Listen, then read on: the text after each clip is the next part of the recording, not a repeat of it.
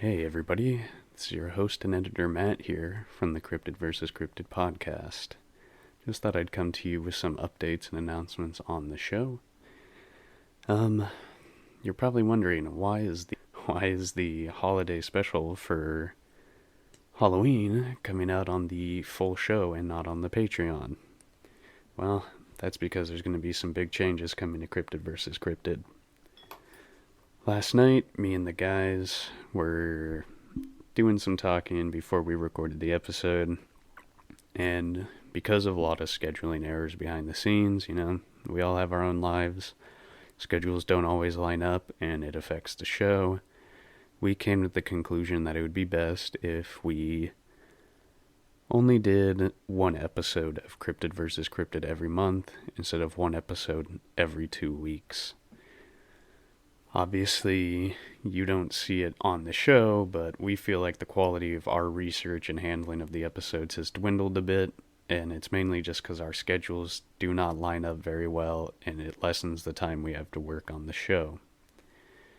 Now, going forward, this is something I've been thinking about all day today, and I don't feel like it's right only uploading once a month, seeing as a lot of other podcasts upload like once a week, or they were on the 2-week schedule like us.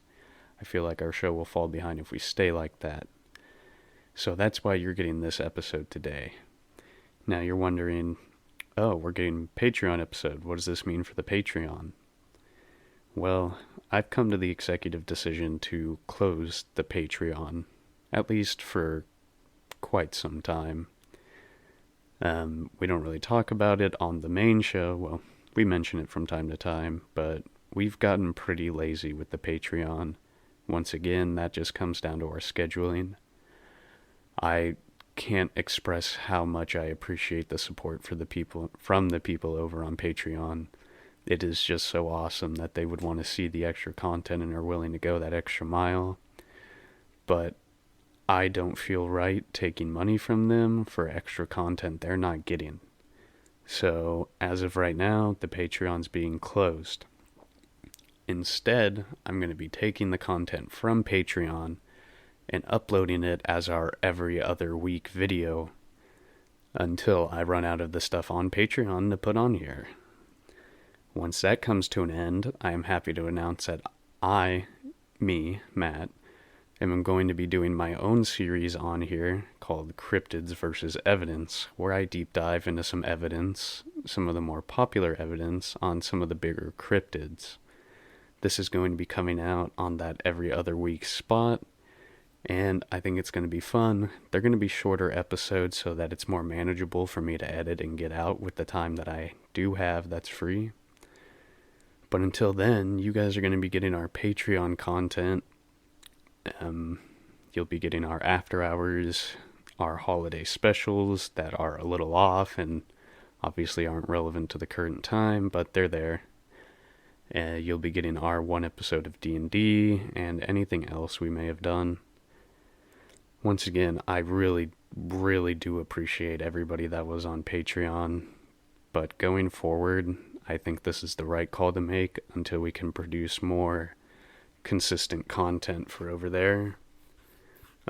Also, another thing you could find over on Patreon is our Discord, which I am going to be putting in the description of every podcast moving forward.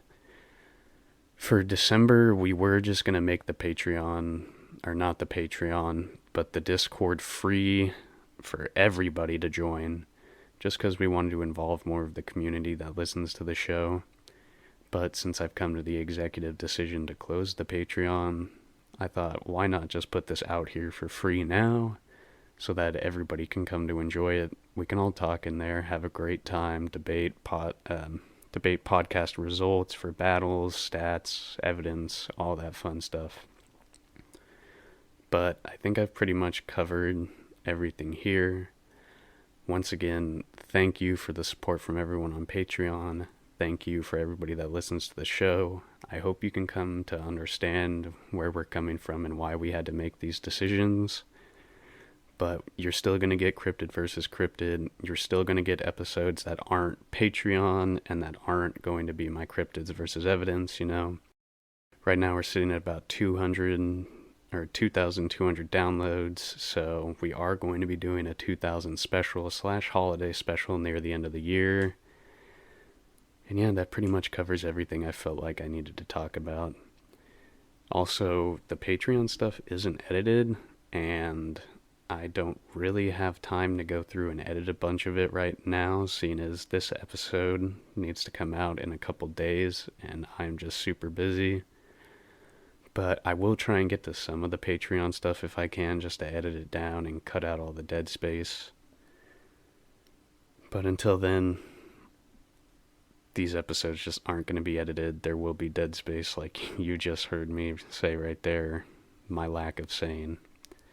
But I hope you guys enjoy this special episode, and I hope you guys continue to listen to the Cryptid vs. Cryptid podcast. It's my baby, and I'm glad to see that people also enjoy it. So without further ado, I'm going to hand the microphone over to your hosts of the Cryptid vs. Cryptid holiday special. One more thing that I want to throw in at the end here. Two things, actually. I apologize. I just listened back, and I'm breathing pretty heavy throughout that entire thing. I had the mic too close to my mouth, and I have polyps in my nose that I never got surgically removed, so it's really hard for me to breathe through my nose, so I have to breathe through my mouth. So I apologize for all the fucking breathing. And also, just a little plug, I saw that a lot of people have been following our Instagram that I've been leaving in the description, and I realized I never actually announced it to anybody on the show. So if you do want to follow us over on Instagram, I post every so often. Come and follow us. We are Cryptid vs. Cryptid on Instagram. And yeah, that was it. So you guys at the Cryptid vs. Cryptid holiday special, take it away. Go. Coming to you live from CBT Studios in the heart of Roseville, California. I'm your host, Andrew, and joined with me as always are my two co-hosts, Roger and Matt. And this is the Cryptid vs. Cryptid podcast Halloween special episode. I don't have anything to crack here. We got it. Rapper noises, yay. Now play that haunted soundtrack.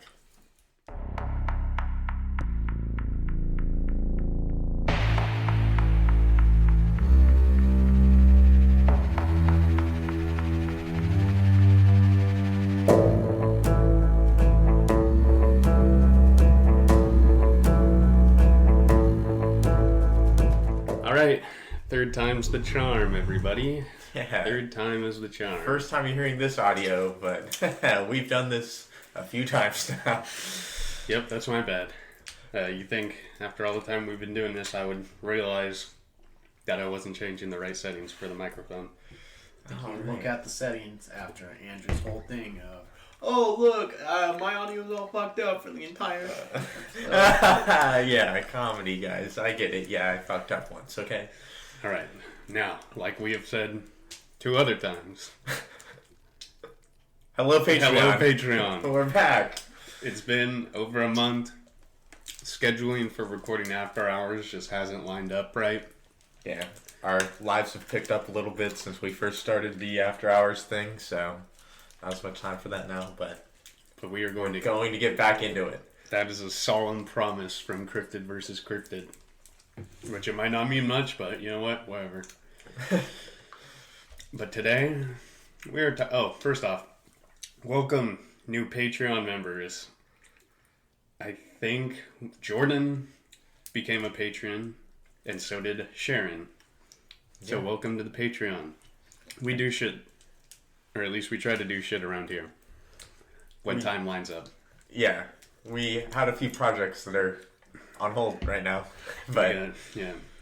Cryptids and Caverns Part 2 will come out eventually, possibly with minor tweaks. Yeah, some people might be dropped, so that's all I'm saying. And some people might be filling in. There we go. But let's hop into today's main event. A fight that we've been talking about since near the beginning of the podcast. And surprisingly, we've made it to the point where we can talk about it in a correct environment. What are we talking about today, guys?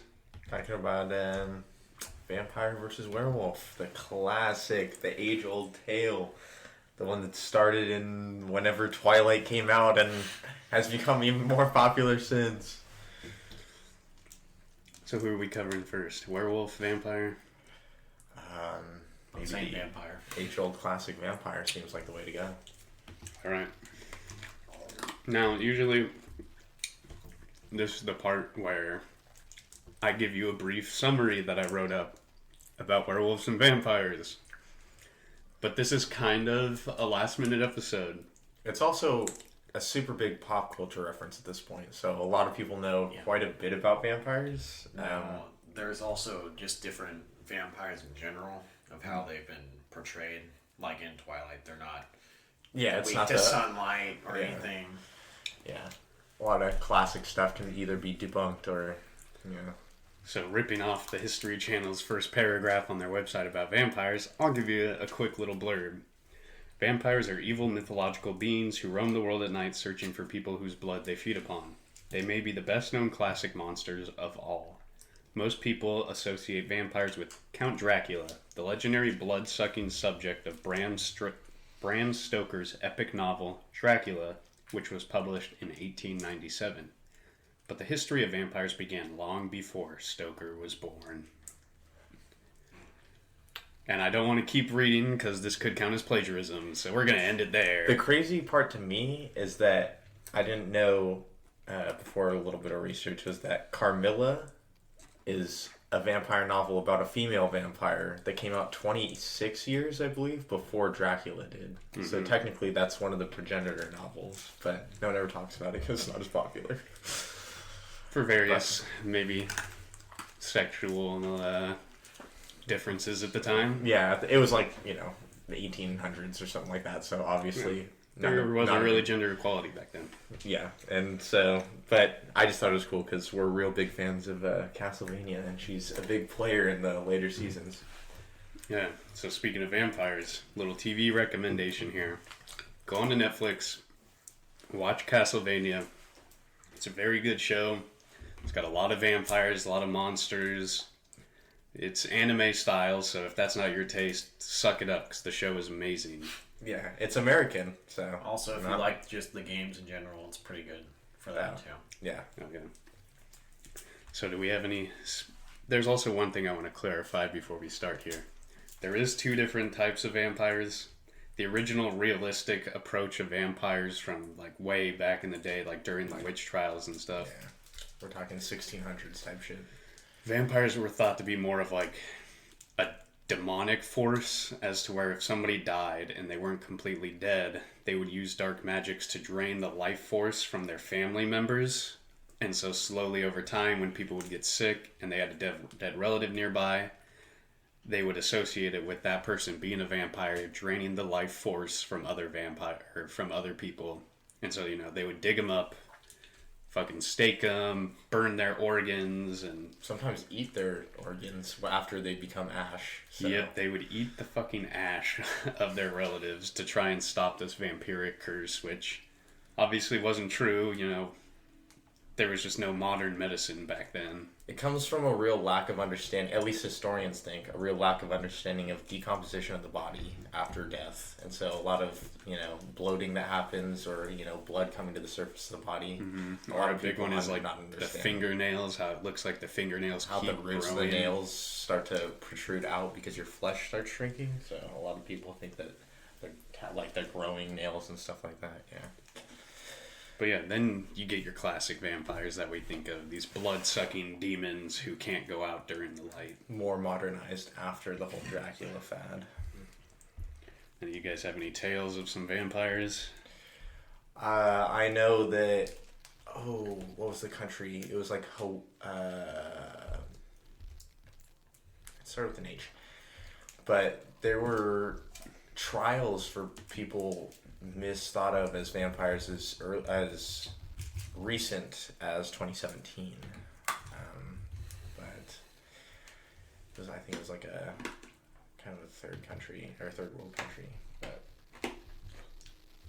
there's been I could say hundreds of different people thinking that different people are vampires. A lot of it's, especially with this one and the next one, a lot of it's going to be mostly witch trial deaths. You know, a lot of people thinking that people are either witches, werewolves, vampires, something otherworldly. Yeah. I mean, I haven't found like a lot of, oh, I was out at night and saw this person flying kind of thing. Yeah, they're not. The vampires and werewolf stories aren't really like cryptid stories where they're sightings. They're just tales to either scare children or just what they did back in the day. It's just become a more so staple of the horror genre. Yeah, and like, because I'm like trying to find some good stories right now, but a lot of them are just tales of those classic vampires that are just draining lifeblood or life force, and people are digging up the dead bodies and trying different things to stop them. And I mean, people try and, you know, you see in popular media depict the vampires, but besides like actual like movies and books and stuff, there aren't any solid real accounts of any kind of vampire like that. Yeah. And I mean, maybe because I know there's like this big fad in like the conspiracy theory world of like flying humans, and that's a big thing, and maybe you could attribute that, but there's no real evidence that it is a vampire, like just going off saying that it's real in general.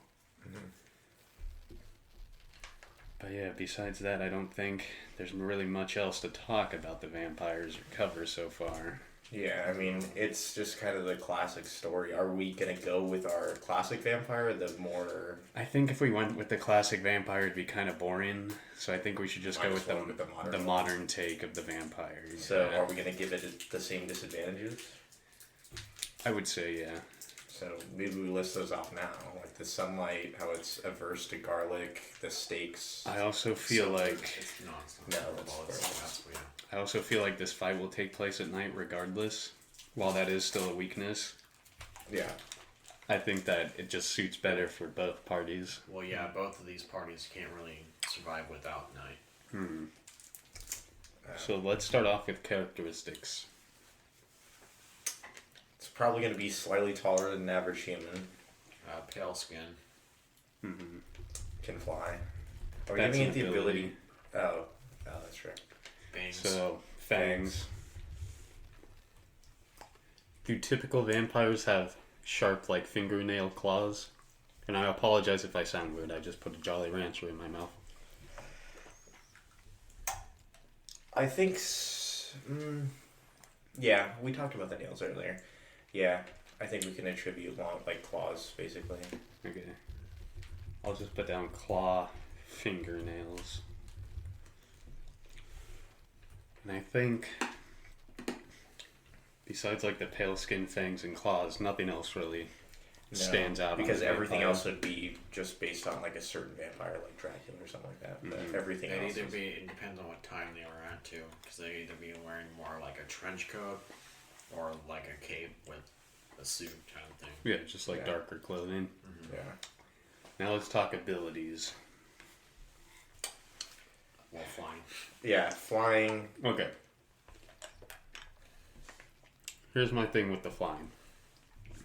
Can they just fly in their human form? Or are we only going to attribute that to when they transform into a bat? I'm thinking more of a bat, because that's more of what... I was just going to say, are we going to give them the ability to transform into a bat? Because I know that's kind of a big divide between like modern vampires, whether or not that's a possibility. But I think the bat transformation would suit it better. Because it would be able to explain why it can fly and where the attributes, some attributes from vampires come from. Plus, unless we're talking dark magic, I don't see how else it would be able to fly. And I'm trying to stray away from too much dark magic. Now, do they have superhuman abilities at all? I think we can give them enhanced abilities just because of their immortality. Are we going to roll with immortality? Because I feel like that's... They're invulnerable, I'd say, The- to most things, but... I don't think they're more invulnerable. They're more of that they just can't die. Immortality is more of a thing where you don't age and you just keep living forever. And that's what vampires usually are. They can die, Yeah. but So, they can't. eternal youth. Yeah, pretty much. Yeah. Then we'll put down eternal youth. Or the ability to stop the aging process. Yeah. So, So we have bat transformation, which obviously will give it the ability to fly, change into another animal. Eternal youth, Blood sucking. blood sucking, which would be a pseudo life drain. it'd be on contact. You seen JoJo? Any other abilities we want to give it?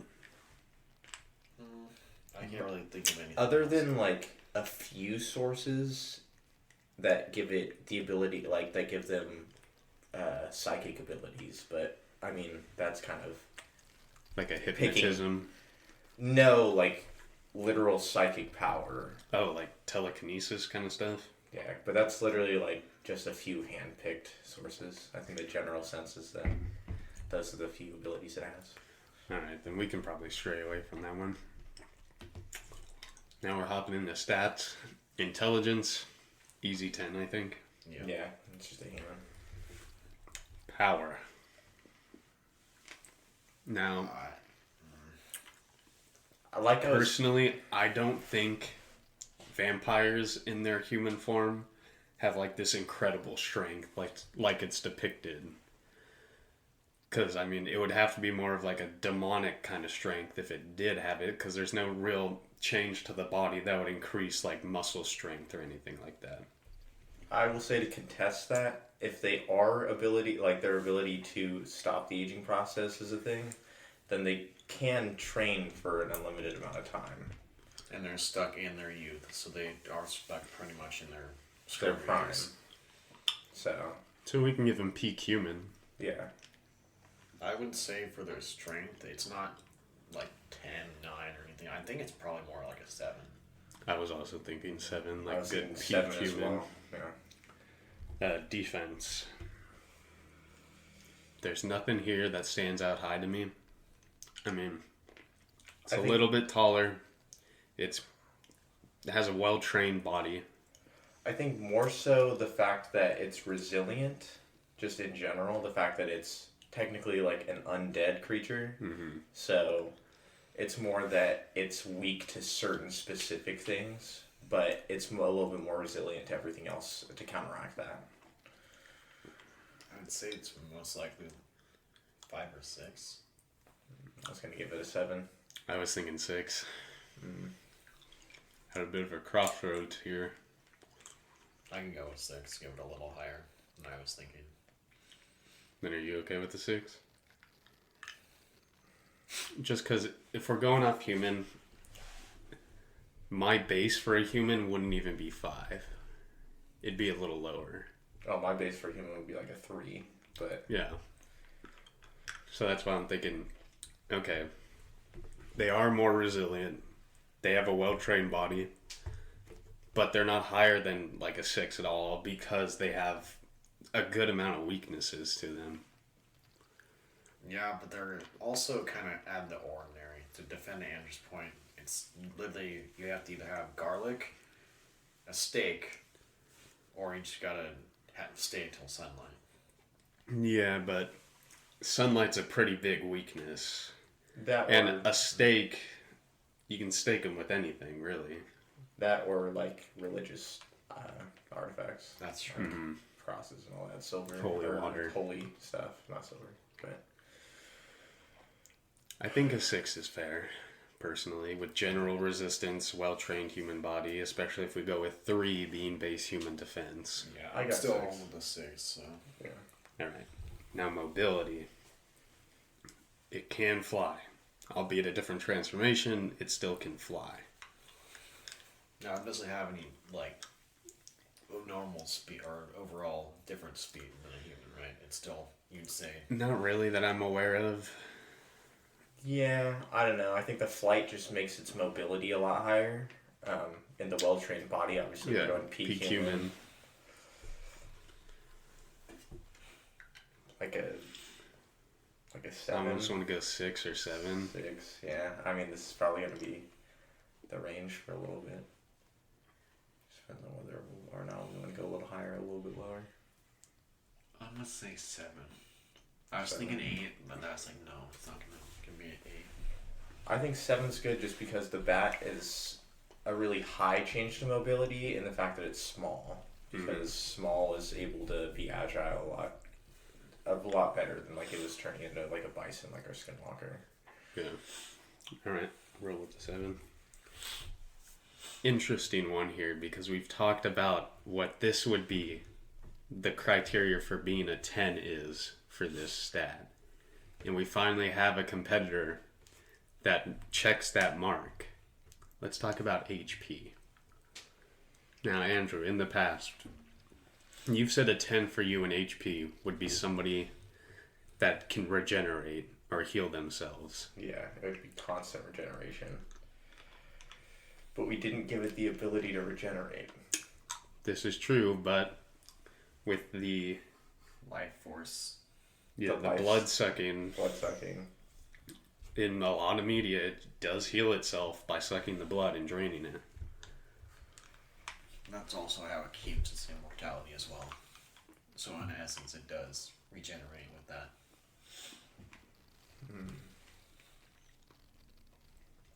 Are you in the boat of giving it a 10? If we're digging into the nitty gritty of it, Because I would be willing to give it a 9. I was thinking 9. Mostly because it needs to have contact. And that's a difficult thing to do, especially in its arena. I was just about to say, I think it's a 9. If its regenerative factor was different and it didn't require a source to regenerate, I would say 10. Easy. Easy. But I think it's a 9. And honestly, I think it's being generous giving it a 9. Because if we take peak human, I'd probably only give it around a 6 or a 7. Yeah. No, if this thing were like a golem, where it could regenerate no matter what as long as the core's not destroyed, I'd probably give it something like a 10. Just because that's coming from it itself and not from anything outside. No outside source. Yeah, no outside source to it. Alright, then we'll go with a 9. Stealth. I mean, I think it's pretty depicted well that vampires are pretty sneaky and stealthy characters. The transformation's already going to give it a boost, but I mean, we did say it's wearing a lot of dark clothing anyway. It always roams at night, and I mean, it can't be out in the day, so. Yeah, it's naturally going to lean more towards a higher number. It's also more depicted in every vampire story that they're always really sneaky. You never really hear them coming, and then all of a sudden you get your blood sucked. If we take it, they have to constantly drink blood. They're either constantly sneaking around, draining people's blood, or just straight up killing them to drink it. I'm thinking, unless one of you guys want to go 10, I'm thinking around an 8 or a 9. I was going to say 8. I was going to say 8 as well. I think 9 and 10 is kind of reserved for some really high up ones, like something that's literally never been seen, but, you know. Alright, then we'll go with an 8. So rounding it out for vampire, major characteristics: pale skin, fangs, claw fingernails. Abilities: bat transformation, eternal youth, and blood sucking. Stats: intelligence of 10, power of 7, defense of 6, mobility of 7, HP of 9, stealth of 8. Now let's talk about our next competitor this Halloween. Werewolf. Hey, they're completely different things, totally, 100%. Yeah, so let's look at our stats for it. So we got werewolves. Let me see if I can find something to read real quick for the werewolf. Oh, look, the first paragraph. The werewolf is a mythological animal and the subject of many stories through the world, and more than a few nightmares. Werewolves are, according to some legends, people who morph into vicious, powerful wolves. Others are a mutant combination of human and wolf, but all are bloodthirsty beasts who cannot control their lust for killing people and animals. So, Dogman. Enough said. No, I mean, Dogman is cool. Obviously, a lot of similarities. But werewolf has a long story throughout all of history. Yeah. Just to lift off a couple things, one of the earliest depictions scholars believe of werewolves is in the Epic of Gilgamesh, where... I'm sorry, I'm reading this off the History Channel and trying to summarize it in a way that isn't plagiarism. Made its debut in Gilgamesh, where Gilgamesh... Doesn't he fight a werewolf? He has a scuffle with a lady who turned her previous lover into a werewolf. Or into a wolf. So, the tie in there is human into wolf, werewolf. I know Greek's a really popular one. A lot of those have the 9-year voyages, I think. They turn into a wolf for 9 years. As long as they abstain from eating human flesh in those 9 years, they can come back to being a human, but if not, they stay a wolf for the rest of their life. I think one of the first depictions, actually, that it was like a very, like, oh yeah, this is a werewolf, is that it had something to do with Zeus and this guy named Lycon, and he made Zeus mad by, what did he do? I think he fed something to a wolf. Served him a meal made from the remains of a sacrificed boy. Yeah, and so then he turned him into a wolf.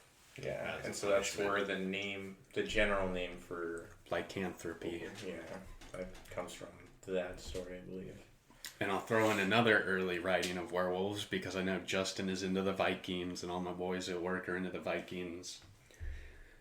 Werewolves have emerged in the Nordic mythology and their lore.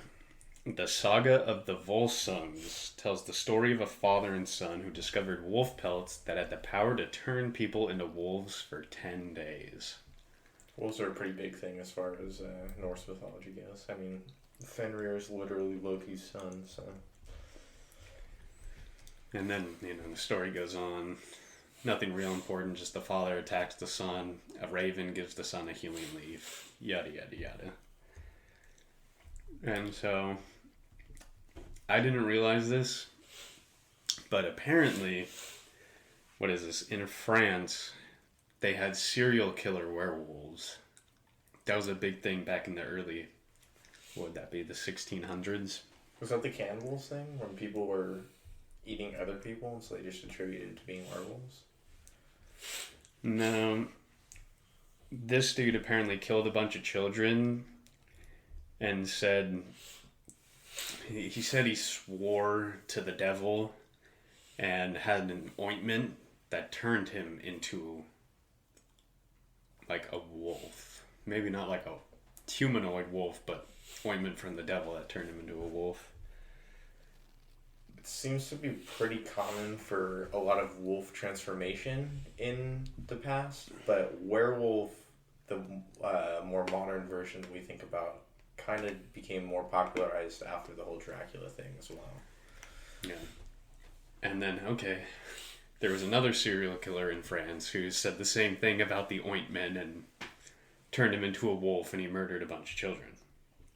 But yeah, as you can see throughout history, people are claiming that they can become werewolves and do all this shady shit, like murder children and other people.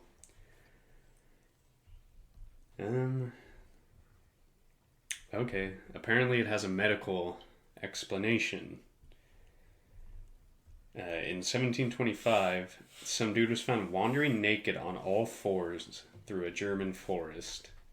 Many thought he was a werewolf, or at least raised by wolves. And apparently, he lived out his life being a pet to King George I and King George II. And thus, he was dubbed having Pitt-Hopkins syndrome, a condition discovered in 1978 that causes a lack of speech, seizures, distinct facial features, difficulty breathing, and intellectual challenges. So not only do we have some accounts of werewolf here, we seemingly have our first account of a furry. I was going to say the progenitor furry. That's what it's seeming like. And yeah, that's pretty much all it talks about here. But not only are they big throughout history, they're like another super popular monster in like modern film. Yeah, I think werewolves, vampires, zombies, and then like Aliens. witches and aliens are like the big five, the top five. I'd say anything that they made like a sitcom or TV show about in the early 2000s, late 90s. Yeah. Because what was that one movie with Marty McFly, and he's the werewolf, Oh, and he's in high school. Is that Teen Wolf? Teen Wolf. Yeah. There's also, I think it's early 2000s, probably like 2006 or something. Nickelodeon had their movie, The Boy Who Cried Wolf. Yep. Oh, another cool fact about werewolves, or not, I don't know if it's technically cool because it's Nazis, but there was a Nazi group called the Werewolves, and there was like an elite group of Nazis. And so I think True Blood and then another show made a series about that. But About the Nazis? about not the Nazi group, Nazi the werewolves. werewolves, or Operation Werewolf or whatever. That's intriguing. Mm-hmm. Definitely. That's a good word for it. Yeah, Yeah. not like awesome It's not, or you know, anything. oh, that's so epic. Yeah, I feel like Werewolf Nazis. Nazis. I feel like Nazis are just like fucking on everything. They have Nazi Okay. zombies. Every fucking like conspiracy with them, they're like, oh, Nazis did it. Like in Indiana Jones, they're like, oh yeah, they're trying to figure out how to make a new fucking weapon that's not a bioweapon. Yeah. Yeah, let's try not to throw too many Nazi facts into this. Don't want to get it taken down. Although the Nazis did discover chemotherapy. So there's our Nazi fun there's a fact. fact. You don't want to know how they discovered it, because... All right. Anyway, like so the rest of the episode is going to keep going now. All right, well, I think... Do we have any more tales that we want to talk about? No, No, like I can think of. like we said, werewolves are just basically vampires again as far as popularity goes. You know. Yeah, I mean, there's some stories, but it really teeters on the, is that just Dogman? Everywhere except Michigan. Yeah. I mean, I don't know.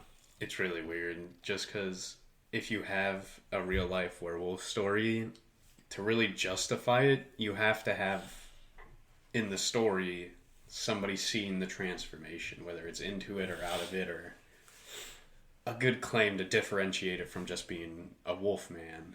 Yeah, or a Because- man and a separate wolf. You know. Yeah. While there is the Michigan Wolfman, I'm sure that if it is a real thing, it could diverge to other places just besides Michigan. Mm-hmm.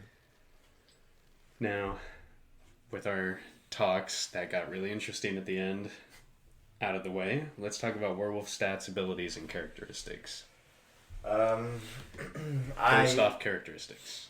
I was going to say, are we, one, keeping him in his werewolf form the whole fight, and two, if we do that, are we decreasing his intelligence a point? Because I'm pretty sure we gave Dogman Also, a 9.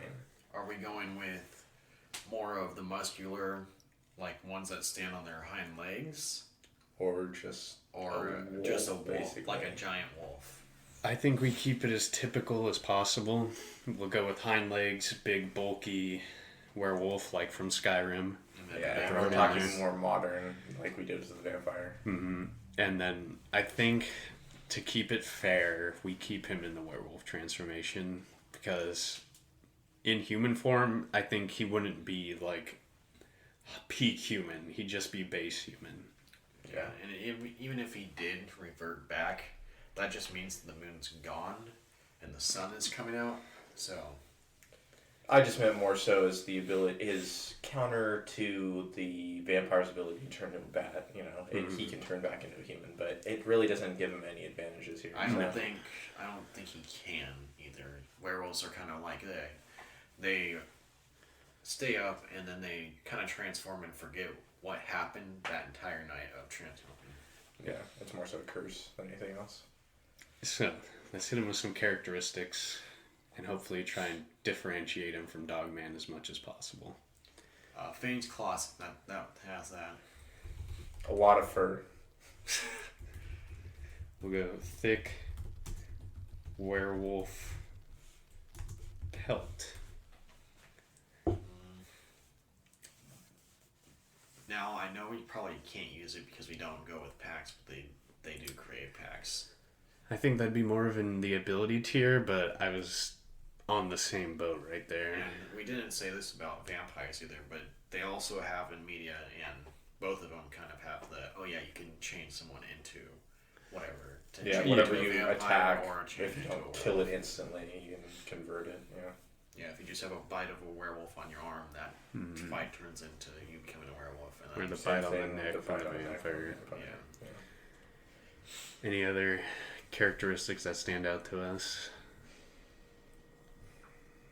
None that I can think of. We could give it like superior. That's an ability. No, I don't think there's anything that's really. I would think go more like- of this one might be able to get like a different, like, superhuman abilities. More of like, oh yeah, it's faster and it's stronger. That's an ability. Yeah. Yeah. So I think Well, then overall let's talk we could abilities. we could give it like 8 feet tall or something like that 8 because feet it's going to tall, be yeah. pretty large. All right. Now, let's talk some abilities. We can put down Pack Leader. We probably won't use it just to keep the fight fair, one-on-one, but we'll put it in there.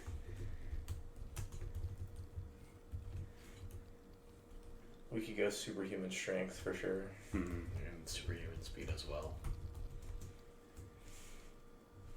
I'll just do superhuman strength and speed. We didn't. We wrote down claws and fangs.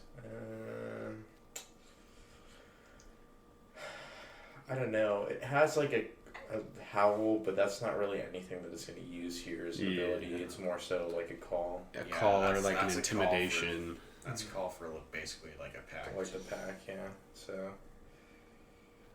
I don't know. I think maybe that's just where we round it out for Mhm. now. Oh, we didn't go over what can hurt it, but the real main thing for these is silver. As long as it's silver or it's like a Yeah. silver bullet, it's It can take just general damage over time, but it's the silver, which is it's the pretty- pseudo sunlight steak. I'll say garlic, but I know. Garlic's more of a like it just stays away. Yeah, it's type of- Yeah. yeah. Oh, I forgot to mention this, and we'll also in the abilities there. Fun fact for vampires: they have, I believe, in one tail, they have to count things exactly, and I believe it's like, yeah, I think it's just if you have like throw something out, they have to count whatever it is. There's like an old book, and that's how they like eluded the vampire, was throwing out like grains of rice, and the vampire had to like collect all the grains of rice. I read about that. Well, I mean, they also have no reflection mirrors and stuff like that. But Yeah. But that was just like a weird pseudo fact that I had found. Is that why they call it Count Dracula? Because they had the count. I was gonna say, is that why they chose the vampire for the count on Sesame Street? But I mean, definitely plausible reasons. I don't think that's why they do either of those. I don't either. I think it's If they more do, so I think it'd be fun. more leaning towards Sesame Street, but I don't think that's actually why. Yeah. But it is a good conspiracy. Alright, let's talk some stats. Intelligence, definitely going to be pulled down while transformed into a werewolf. I was gonna say like an 8 maybe, just I was because it going to seems go to even lower, like a 6. really. I was open to a 7, but because I know it's in like a frenzy state. Mm-hmm. Then again, it still has the mental capacity. It's not using it, but it still has the mental capacity of a human. Also, so. it does still have, like, the intelligence of, like, a wolf and a dog, which is still pretty high. I know It that can was a big track point of things, contention it's for an dog alpha. meat. That's why I was thinking of Dogman. We We gave him a started out- 7, I believe. We started out with a 6, but I think we moved it up to a 7. Yeah, I think after we went through the whole first mashup, we had bumped it up because Devin had brought it up and we made some valid points to raise it. I actually kind of like an 8. Yeah, 8 should work. What the hell was that? I don't know. Alright, either. we're just So going to fun. move on past that. Alright. An 8. It's not Halloween yet, guys. Chill. Yeah, for real, this takes me back to when we were recording in my room and it was dark and quiet and scary. Oh god, that Dogman episode when we were talking about Wendigo and stuff. Goatman that night, and we're like, okay, chill out, guys. And Roger brought up the scariest stories in the world. Yeah. Oh my god. All right, let's talk about power. Yeah. Sorry, I just come up with great stories. So. What are we thinking for power? I'd give it like a 10. Before I pee my pants here. It's a 10. 10? Yeah. Okay, 10 easily. I was in the same boat, just to clarify. Defense. I want to say an 8 or a 9. I want to go down to like a 7, just because even though, yeah, silver's not the most accessible thing, it's still a lot more accessible. And the fact that it can be in bullet form is a lot easier than having to stab something with a stake. So, here's my point of contention. Because with the stake thing, I've heard that it just needs to be impaled through the heart by anything. It doesn't specifically have to be a stake. well, it can be differing types of wood. As like when I was looking at it, it's different. Cultures have different versions. Like a lot of popular ones is aspen, because that's what they think that Jesus' cross was made out of, and blah blah blah. Mm-hmm. You know, in different areas, it's different, more or less accessible trees. But Okay. I still like the 8. really, Because it's going to be very big, very bulky, which already makes me think high defense. It's got the thick fur. And while silver is an accessible weakness, it's got fewer weaknesses than the vampire does. The vampire can literally be struck with any like piece of wood, and I'm pretty sure it is more of the heart. It can't be like a arm or anything. It has to be the heart that gets struck by. Yeah. true. I'm more in the camp that this thing has a high HP, but a little bit lower defense. Because I know that fur is a big contender for us, but not so much so that it's like scales or anything. You I know? think its HP would be lower than its defense. Because Really? I think of this thing more of like a tank. Well, I think about it in the sense that we know it's in a frenzied state, so it's more so less willing to accept the pain of injury rather than the actual injury itself. I'm going to be honest here. I got a small buzz going on and was not paying attention to what you guys were talking about. I said that I think it's a little bit lower on the defense side, but give it higher HP, just because I think in its frenzy state, or the fact that it's a werewolf, it's kind of chaotic, it's going to take hits and just not register them, but it still can take damage. Like, it's not like a scales or something like that. Like, it's kind of just fur. So. Yeah. So you're at a 7? Mm-hmm. You're at an 8. I'm also at an 8, but I don't think Andrew's willing to bargain. I'm not Dormammu. I haven't come to bargain. Well, you're gonna have to. Really? Yes. Now tell me, what brings it up to an 8? What's your argument for that?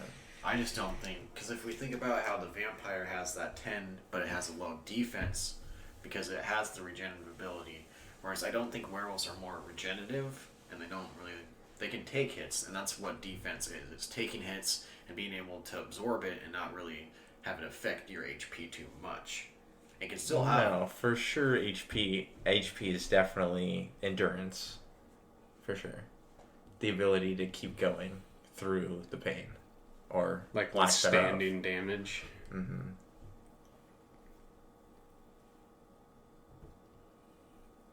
No, withstanding damage is defense. For sure. No, it's HP. Yes. It's HP. It's defense. Because defense would be, you can't penetrate the armor. It would be, that's why we gave from the last Wishuge. season, the Wishuge, he had such a great defense because he could literally create ice armor. But he himself had a huge weakness in fire. That's why his HP wasn't that great. No, we kept his defense from a 10 because of the fire. Because I was arguing for a 10 defense, but you said the fire was such a big thing that he couldn't be at a 10. He had to be at a 9. Then it was something else, because his HP was not high. It was not high at all. I mean, I'll double check the HP stat real quick. Well, yeah, that still says his HP wasn't high, so that means his defense has to be higher. That means that he couldn't last without that high defense. Well, yeah, I think that was our whole point. Why am I looking at my phone? I forgot that we started doing stats on the computer. So yeah, you guys keep arguing while I pull this up or something. No, as far as HP goes, that is literally like that's why the regeneration is a factor in HP, because they can literally heal themselves. So if they can take hits and then heal it back, it's an HP factor, not a defense factor. So that has to factor in everything else that's as far as hits. Whereas defense is literally, this thing will not budge. If it's a 10 defense, it could take a fucking nuke to the head, and it would just be like, yo, what up? Okay, 10's not taking a nuke. Okay, I get that. I'm just throwing out examples of what a high defense would look like. This is what I think of that. That's what this thing is. It takes the hits, and it's just not like, oh yeah. No, okay. It's not. Yeah, it's not phased, but it's still taking the damage. It's still leaking, bro. He still needs some milk. Like, I don't think he just doesn't know it as much damage though. I think he does from a lot of stuff. I feel like unless it's that silver, that's the only thing that penetrates the defense a lot. I think if you had like an army of guys with swords, this thing's going down. That would be us saying, oh yeah, Bigfoot has lower HP, or higher HP but lower defense. That was what he did. He had a pretty high HP. He had a pretty I'll pull up Bigfoot as well. I know that one is on my phone. I almost guarantee you we gave him a higher defense than HP. I don't think so. Bigfoot has a defense of 7, HP of 8.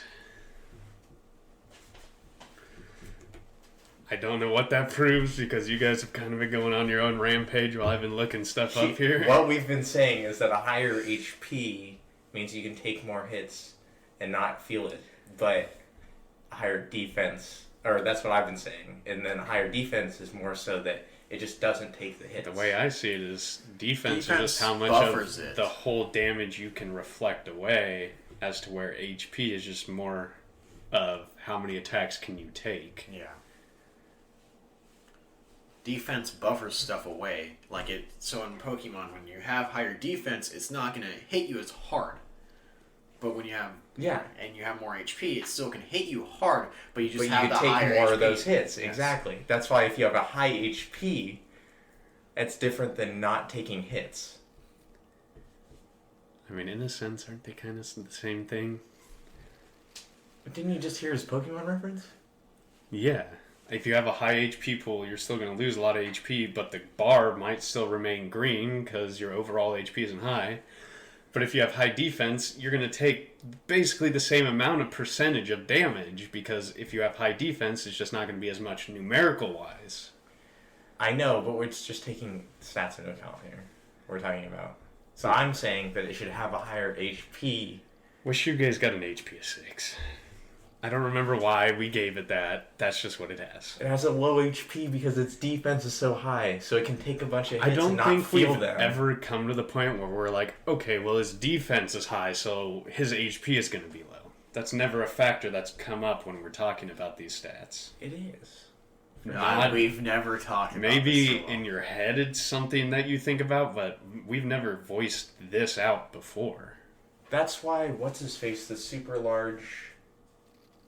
The Ningen? Yeah, the Ningen had a really high HP because he had a lot more body. Because he was so huge. Yeah. So he could take a bunch of hits, but he was easy to take down because he just get inside of him and he had no defense. I'm saying this thing still has defense, and that's why we're in contention. I don't think it has a high defense but you think it has a high HP, and you think it has a high defense, and it doesn't have a high HP. I don't think HP can be high, but I don't think it's as high as that defense. Yeah. He thinks this thing is more like it can deflect the blows, and I think it's getting hit with them. Well, I'm not saying it deflects the blows. I'm saying it buffers the blows. Just overall, he can, Well, jumping into your argument, if I'm just taking it visually, looking at the werewolf, I think it's going to have higher defense over HP. Just because... it's got the fur, it's got the muscle bulk. I don't see I'll it give as you an like 8, this. But I want to bring this up for contention at some point. But Well, when we cover 2 more holiday battles, we'll bring this back up. The Cryptid versus Cryptid St. Patrick's Day mashup and rehash. With a newcomer. We'll talk about Leprechaun, so the Easter Bunny has somebody to fight. Alright. Well, taking a break from your defense HP, we do have a stat before HP, which is mobility. Which I think is going to be very high. like a 9. Yeah, I was gonna I'm say thinking 9. because it can transition to all fours, just super speed it up. Then on the hind legs for more combat maneuverability. Overall, it's just in a rapid state. I mean, this thing's going fast. Yeah. And now we're back into the boat. HP. Now, I think it has a high HP stat, so I'm up with like the 8 or something. I'm thinking 7. Oh, comedy. This guy's a comedian now. Oh, we're all laughing. I hear you guys laughing too. Yeah, don't even. This is about to get really awkward because I agree with Roger. Oh my god. This guy. Alright, you know what? We're going 7. Now, I'm debating it. I'll say this. Andrew gave us what he wanted. We can give him what he wanted. No, we're going with the 7. Well, No, we're going with the 7. luckily for me, I'm in control. 8 HP. Even 8. Artificially buffing Look at this guy. because He's they think upset they're funny. because he got what he wanted. That's why I didn't give him what he wanted in the first place. I know. It's all downhill for him. Now he got to salty Andrew. Let's talk stealth of 8. Now you know how I feel when we talked about the Do you Thunderbird. usually stealth of 8? Let's talk about stealth. Okay.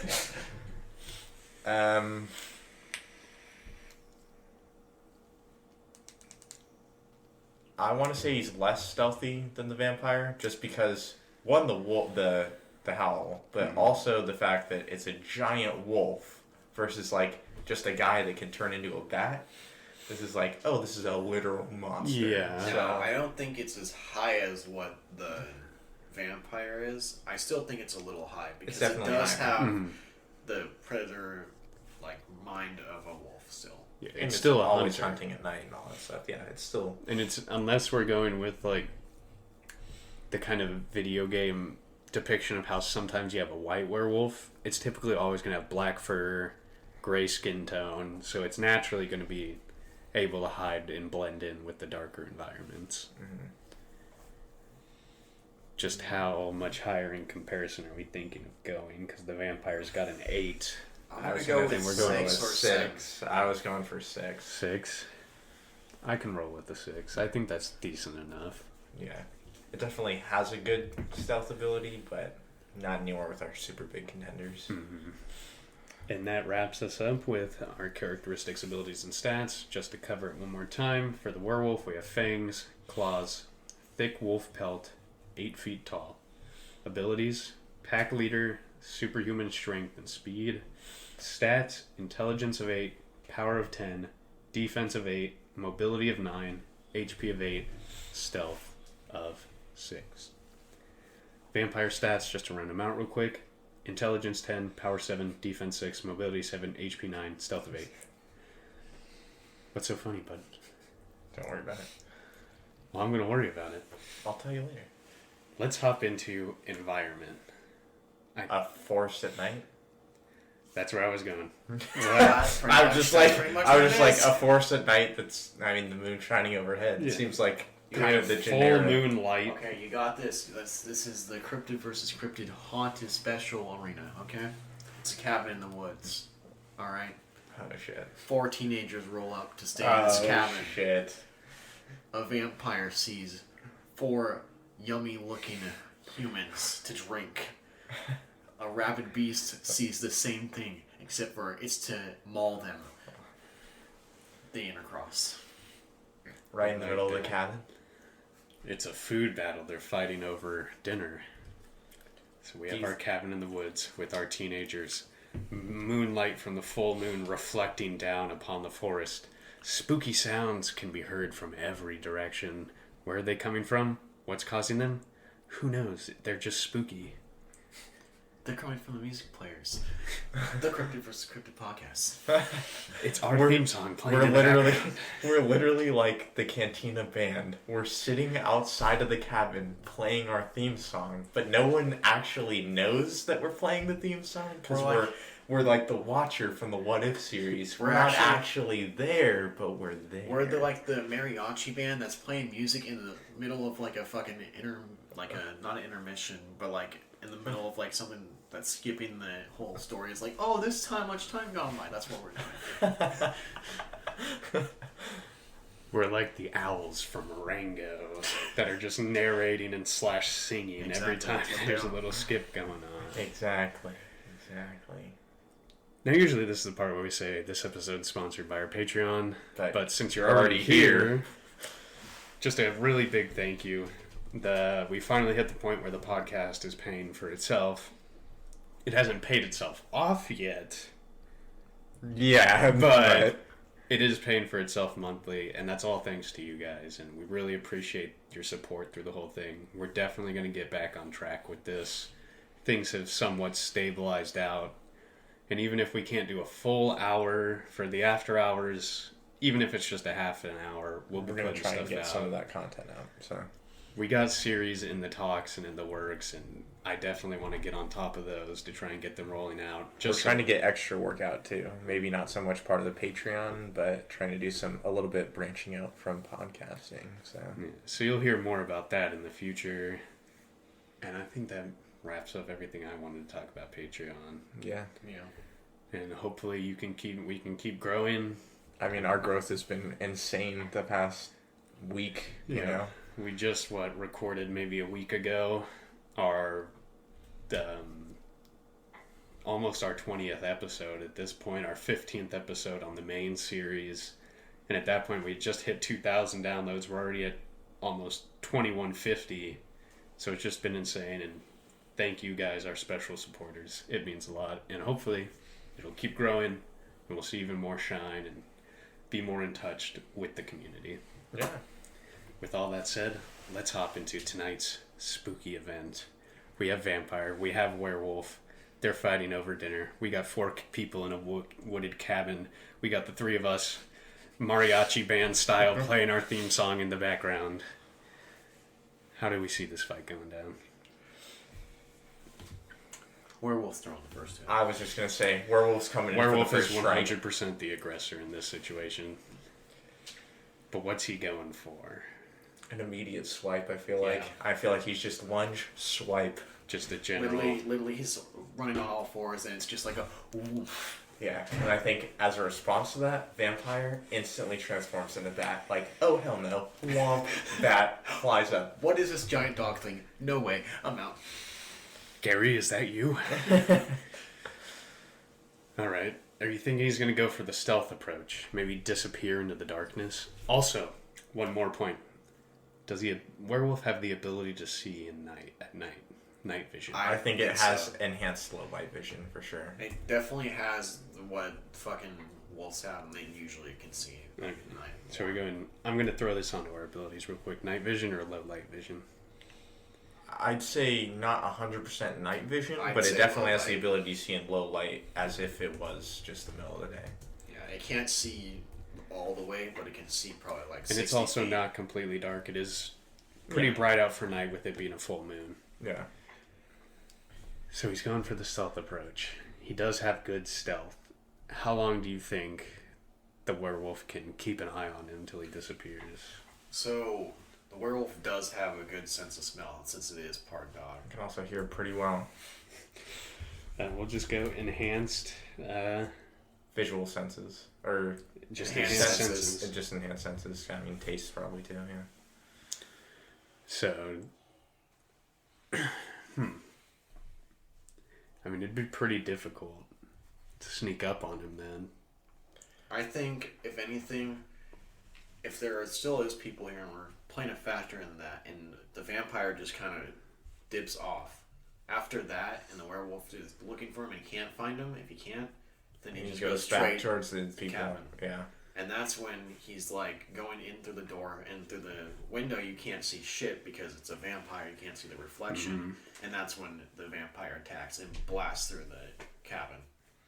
So you're saying is he blasting the werewolf through the cabin? Or he's so going from the wolf is literally trying to go through, and then you just have the vampire grab him and like slam him through the door, and now they're in the living room. I think he has a 10 intelligence. So I say the vampire, knowing what's probably going to happen here, he probably does something to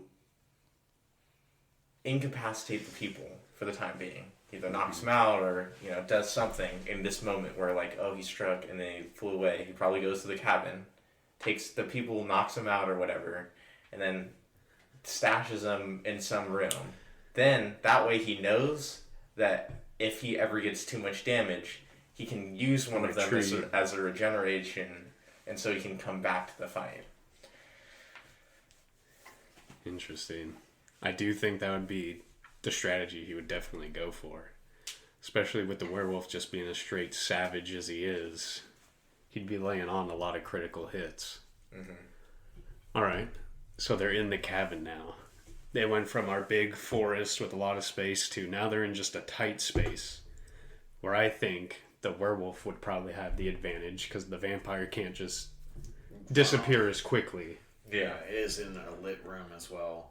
I think this thing's just smashing this hallway up. Literally just taking things and throwing them, smashing this thing. Yeah. That's another point I wanted to bring up. Do we think the werewolf would have enough intelligence to know to use other things to fight off the vampire? Yeah. I think it wouldn't have the knowledge. It'd just be like, oh, something to like kind of throw at it. I think it has that knowledge of that. Yeah, I don't think it's like walking up with a baseball bat. Yo, yeah, we're about to hit a strike. But it knows it's like anything. Grab something, just launches. Yeah. Okay. So they're getting tussled. I think the vampire takes a lot of damage. Do you think he's landing any good critical hits or just any kind of hit on the werewolf? I think he might land a couple hits. The claws really help him out. I think, if anything, the werewolf grabs him with his fucking giant hands, and as he's like pulling him to the ground, that's when the vampire kind of gets like a mark on him or tries and bite him or something like that. Yeah, I think he also probably tries to suck this thing's blood. Because that'll let him last a little bit longer at least. But it is beast blood. But he is also part human.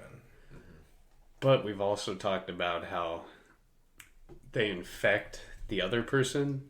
Do you think their blood is the cause of this factor? Or it's some other... I think we can cancel out the conversion factor just because they've both already been converted. So you're saying we're not going to see werewolf, vampire versus vampire, werewolf? Yeah.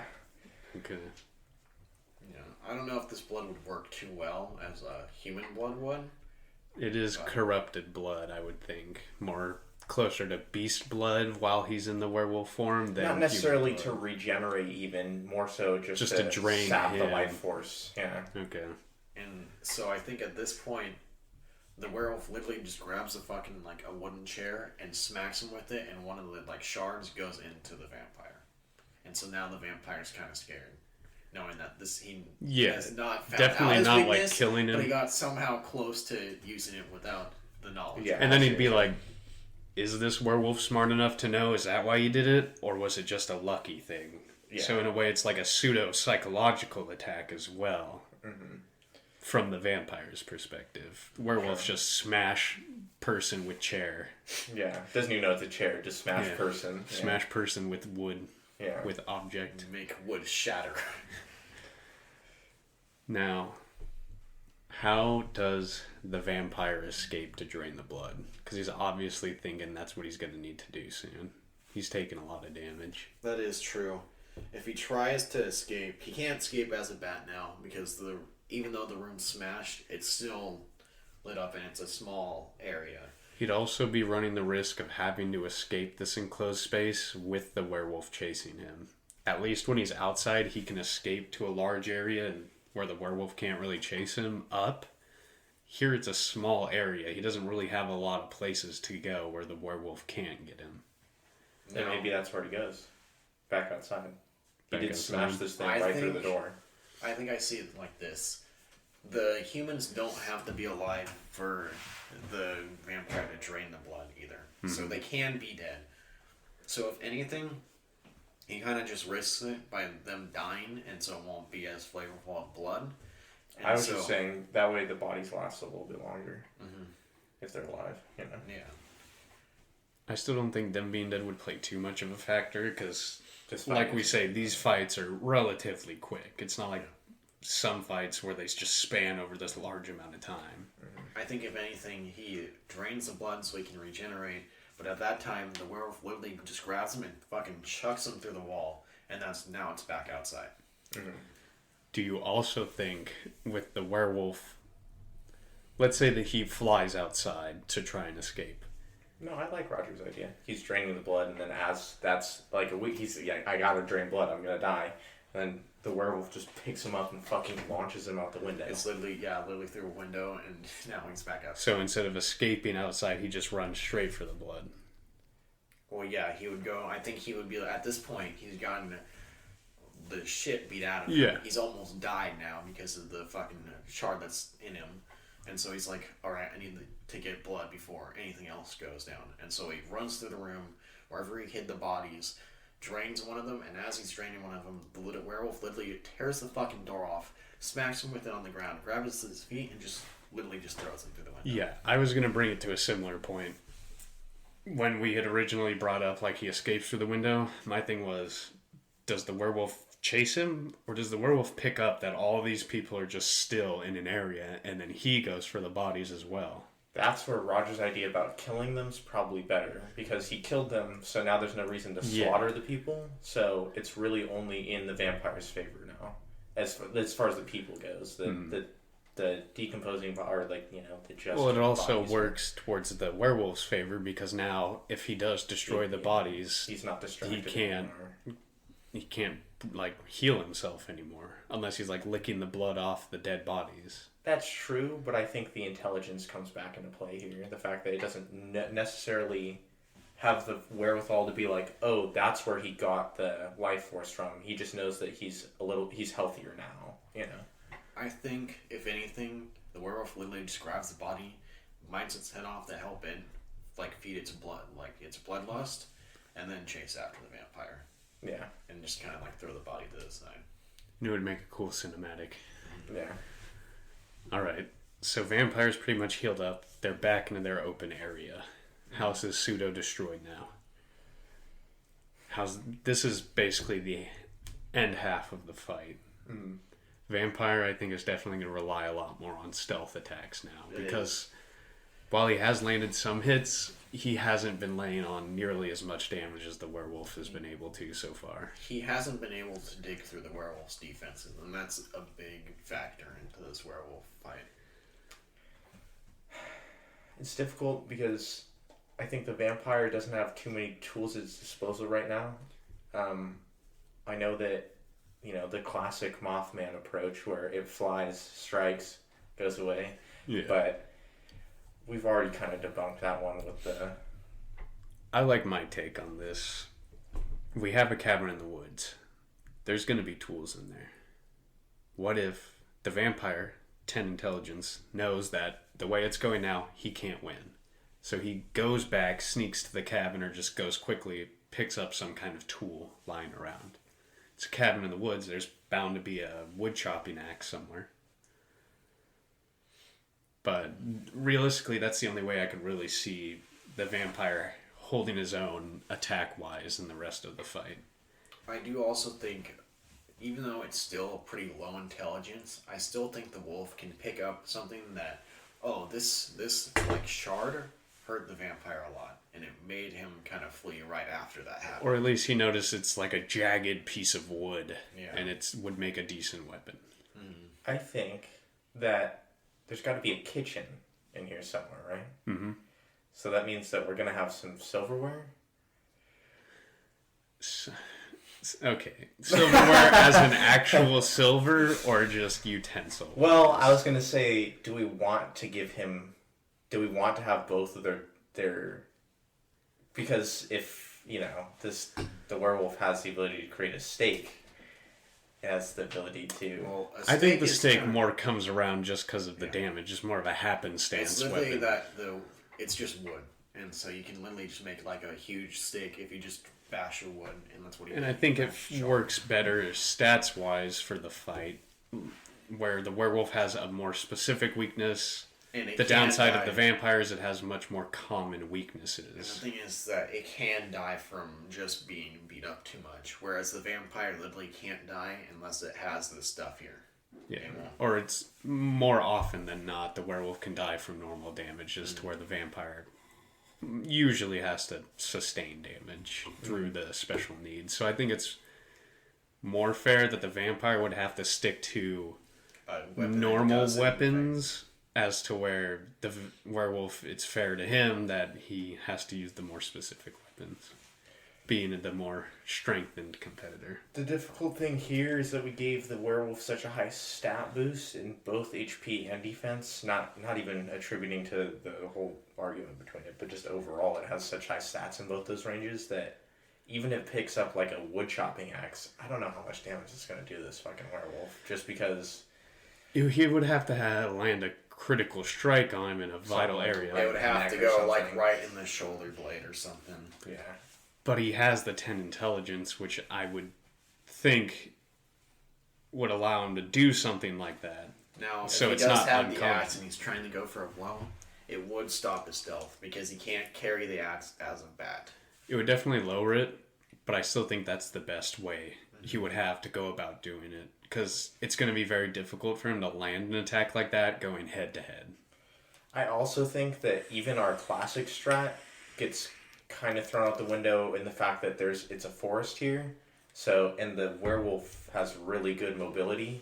So its ability to just, he keeps diving down and attacking me, or he's coming at me from different angles. This thing can just fucking follow him because it has the ability to climb trees, and it has the ability to jump high, go farther, Yeah, I think that classic strat of the diving attacks is pretty much out the window as a winning option for the vampire. It's not really a slow creature at all. It has the heightened senses, so it knows when it's coming. It's not like Spidey sense where you're like, oh, I already sense it before it happens, but you hear it and you're like, oh, it's there. Yeah. 100%. I agree with that. And I realistically think the best bet for the vampire... Let me see his strength. He's got a power 7. I see this...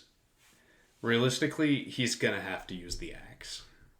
Now, I think 2 ways he can really win is pulling off the sneak attack to a vital area, or the more movie cinematic way, he risks it all and throws the axe and hoping to land in a vital spot.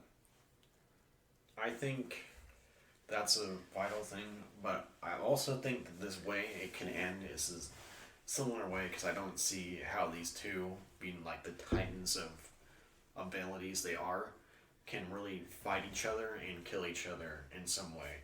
I think if anything, the werewolf has that stake or something, and then the vampire has the axe. It's more of they clash. Vampire goes for the strike straight through the chest to aim for the fucking heart. And then the werewolf has the shard and goes for the heart as well. See, my thing was, I don't think he can throw it, because I think that the werewolf is just going to swipe it out of the air and destroy it. Or just dodge. Yeah, because it has that ability. But I think if it knows that, this is the only way I'm going to win this, he takes this axe, and similar to what you said, but the werewolf picks him up and just drives him right. The cabin's made of wood. And so he just fucking smashes him right into it, stabs him through wherever. Yeah. But, and then as he's stabbed, he's stuck there on him, and he just fucking bitch and just cuts his head off or something, I wouldn't even say it cuts his head off. It might, dig or chop into his neck or something. At that point, he's already dying. Yeah. Because it's probably... Well, I'm talking final blow type shit, He's like, alright, fuck it. This is all got I the got last left. of his adrenaline that's just keeping him going. I think, if anything, he's literally dying, and he uses the last of it as he can to fucking tear the werewolf to shreds and try and aim it right for his neck, and so it gets stuck, in the shoulder, right here, and where the fucking... Hear me out. He literally just stabs his hand right into this thing's chest. And he's like, "You're not going anywhere, bitch." And then just fucking yeet, yeet. I mean, he'd need a lot of strength to do that. I think gets him in like the shoulder. Werewolf like lets go of his body. He's like, "Oh fuck!" Quick slash to the throat with his claws. And so now not only did he take the damage from the shoulder axe attack, now he's bleeding from multiple deep cuts from his throat.